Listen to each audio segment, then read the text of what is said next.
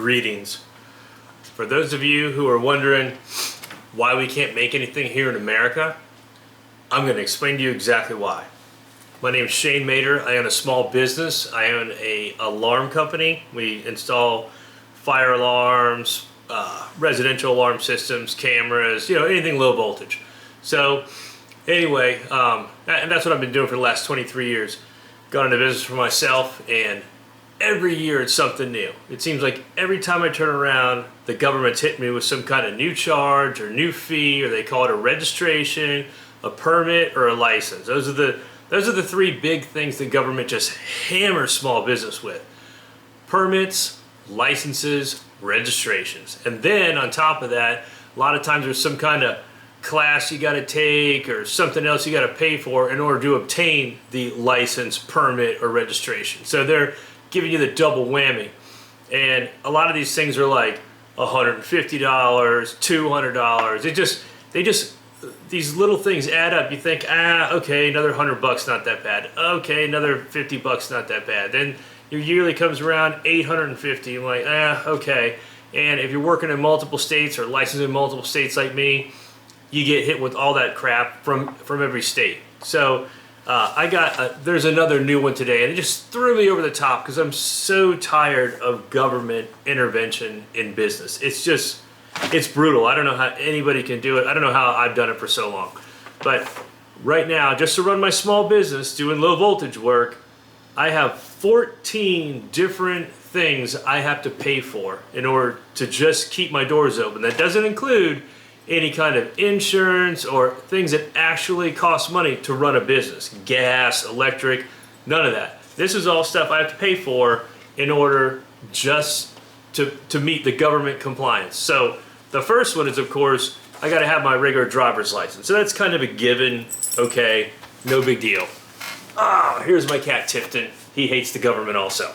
So the driver's license, okay, I'll give you, not that big of a deal. Then we have vehicle registration. Now, for business registration vehicles, they jam you like 4 times the normal amount. And I live here in Arizona. In Florida, it was like $75 per vehicle. Okay, that's fine, fair enough, on top of all the rest of the tax I already pay, but okay, maybe. And the roads sucked in Florida, so I'm thinking, well, you get what you pay for. So anyway, so I move out here to register that same vehicle, work truck, F-250, $1,400 a year. So, and that's just for one vehicle. I have, multiple work vans, so I've got to pay anywhere between $700 and $1,400 a year per vehicle. Mind you, the roads suck out here also. They were great when we first moved here, but now this place is falling apart. It's like a third world country. I mean, they don't even bother to pave the roads half the time.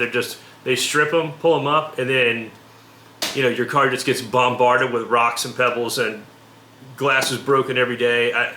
They don't care. So anyway, so I would figure, at least for my ridiculously high registration, we'd at least have good roads to drive on, but no, not happening. So then here we'll go for the other 12 different license permits or certifications I have to have before I can walk out the door and try and conduct business.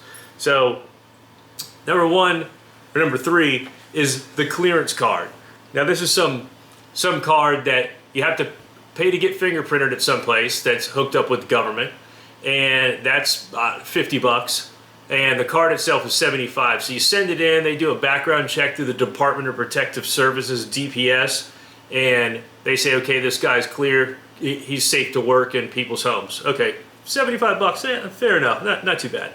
So then we go on to the next one, which is the BTR card, called the Bureau of Technical Registration. Now, this little outfit is government, some kind of government outfit. I don't know how they got voted in or whatever. I'm sure it's a friend of a buddy or whatever that was in power at one time, and they said, hey, let's create this little other department that does nothing.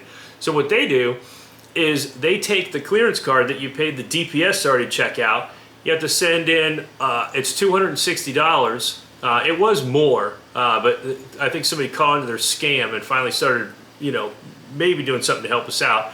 So now it's $260, and you mail in the DPS card along with your photo that you provided, and they don't do anything but cash your check, put your photo on a clearance card that's the one you already paid for and mail it back to you. Okay, so that's good for 2 years, I believe. So, okay, that's a complete waste of time, but they're making their $260. Then on top of that, whoever is in charge, like me, who owns the company, I have to also not only have the BTR card to install alarm systems, but I have to have the BTR card called the Controlling Person card so I can sign the other cards for no apparent reason. So that's another $260. So they're jacking me there for $520. Okay, and you got to have both those before anybody even starts working. Like the person that you get the card for might not show up to work after you've hired them. You're out $260 for their BTR card. Complete scam. So then we move on to this one's another sweet one. The alarm business permit license. So if you're an alarm business, you have to pay $150 a year to, I don't know who, I think it's still the BTR, and just so you can, I don't know, have your doors open. You've already paid all the rest of the licenses and registration. So anyway, they're just tacking their little alarm business registration on top of it. So that's $150, that's per year. Oh, and then if you do have an alarm system at your office, like I do, because I'm the alarm guy, then I also have to pay for the alarm use permit, and I think that's $65 a year. And if you don't have it, then they fine you like $100 every time the alarm goes off, or some ludicrous amount like that. Like my taxes don't pay enough already to have the police come out and respond to it. So then, on top of that, here's the good one. Now this one I agree with, which is what I think everybody should have. My Register of Contractor license to actually install, be a licensed alarm contractor. That's legitimate. That's fine. That should be the only one. It's a state license, allows me to operate my alarm company anywhere in the state. That should be good enough. All these other things are just tacked on, extra fees. They're just trying to do a money grab for their own little individual city or municipality or government office mainly. I mean, they just keep adding government offices nonstop. So let's see, the next one goes on to, I need to have a statutory person listed. It's some kind of $190 fee, and it's for the ROC, the Register of Contractors, requires that I have this statutory person on file. It can't be me, and it's $180 or $190 to have somebody listed as your mailing address. Well, I already pay $2,000 a month for an office that I rent, but that can't be the statutory mailing office. I don't know. You have to pay it. You can't get through to ask anybody any questions about it, and you can't argue it. They just say, well, it's the law, you have to do it. I've tried that before. It just doesn't work. They're just like, give me the money and shut up. So then we go on to, let's see, this is number 10. This was recently enacted during COVID, the Mesa business license. So if you're anywhere in the district of Mesa, you have to pay their $100 and something fee for their business license. So on top, the other license I already have, now I have to pay the Mesa business license. So that was a new one they cooked up during COVID. So then number 11, is this new one I just received that just sent me over the top, is called the Fire Safety Operational Permit. It's $15. Okay, $15, that doesn't sound like a lot. But if you don't pay it, then I think they whack you with like a $250 fee or some crap like that. I mean, it's always, either pay our extortion money or we're going to fine the hell out of you. And if you think, okay, I'm just not going to pay it, then sooner or later they're going to get you. Because all these government offices are intertwined. So they figure, okay, if this guy doesn't pay it, we're going to put it up on the computer. So next time he goes in to pay something that is legitimate, like my actual contractor license, they'll hold that up and they'll hold me hostage until I pay their $15 plus $200 late fee or whatever, however many they add on to it. So let's see. So that was number 11. So number 12 is the CSA card, and I forget what the CSA stands for. It's some card that is issued by a private company, but it's required by the Phoenix Fire Department. And I guarantee when they implemented this back in like 2002, I think it was, somebody's cousin or brother was on, the state board or the Phoenix board or whatever, and they said, hey, go open up this business to issue these licenses for people that do work in fire alarm systems, and we'll make sure they have to pay you $300 to get that card. So that's what it is. You have to pay the registration fee to Phoenix Fire Department to get the card. Then you pay another $250 to this company to take the exam that says, hey, I already know what I've already passed on the Register of Contractor license test, which was way harder than this CSA thing. And so then they give it to you. So altogether it's $520, and they won't do inspections for you unless you have this card. It's, once again, complete money grab, complete scam. So then on to, number 13. If I want to actually use that card and do inspections anywhere within the limits of Phoenix, which is the Phoenix metro area, then I have to have the Phoenix business registration, and that was $150. So on top of everything else, I've got to now have a business registration in the city of Phoenix. And more of these little cities are starting to catch on, and do this $150 here, $200 there. And it doesn't matter if you don't have to have an office there. It just, if you go into their district and even like repair a light bulb or fix a door contact, boom, you owe them $180 to get their local little business permit. Otherwise you're in violation. So yeah, it's terrible. And then the last one is number 14. This is my 14th permit, license, or registration that I've had to pay for before I can go into business. Is called the TPT license, and that stands for Transaction Privilege Tax. So you're paying for the privilege, it says right there in the name of it, privilege of paying taxes to the state for whatever you're doing. So, obviously we have to collect taxes because by de facto, they make us the tax collectors when we do business with anybody. So we have to collect the tax and report it. Somebody like me, who just mainly does subcontract work, we don't do taxes. We don't have to collect taxes.